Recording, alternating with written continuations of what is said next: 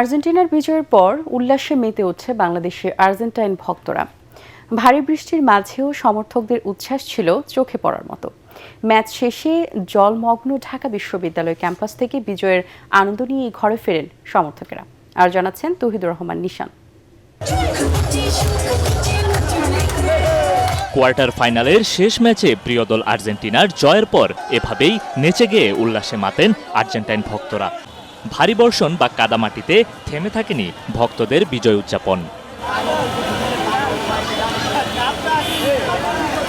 বৃষ্টির মধ্যেও ম্যাচ শুরুর আগে থেকেই টিএসসি প্রাঙ্গণে সমর্থকদের উপস্থিতি ছিল চোখে পড়ার মতো। টানটান উত্তেজনা শেষে ৩-১ গোলের বড় ব্যবধানের জয়ে সেমিফাইনাল নিশ্চিতের পর স্বস্তির নিঃশ্বাস নেন মেসি ভক্তরা। পুরো টুর্নামেন্ট একদিকে, আলভারেজের গোলটা ভাই একদিকে। আসলে আমাদেরকে যতটুকু না ভালো লাগতেছে তার চেয়ে বেশি খারাপ লাগতেছে আমাদের ব্রাজিলিয়ান সাপোর্টারদের জন্য। এই পরিবেশটা একমাত্র আর্জেন্টাইনদের দ্বারাই সম্ভব, ব্রাজিলিয়ানদের দ্বারা সম্ভব না। তারা কখনো এরকম সেলিব্রেশন করতে পারে না। বৃষ্টিতে ভিজে খেলাটা দেখলাম, অনেক ভালো লাগলো ভাই। খেলা আজকে অনেক বেস্ট ছিল। শেষ চারে শক্তিশালী প্রতিপক্ষ ইংল্যান্ড অপেক্ষা করছে আর্জেন্টিনার জন্য।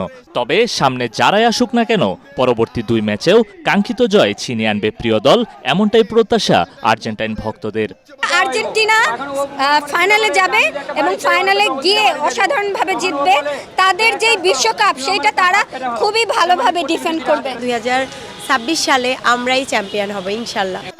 তৌহিদুর রহমান নিশান, এটিএন বাংলা, ঢাকা।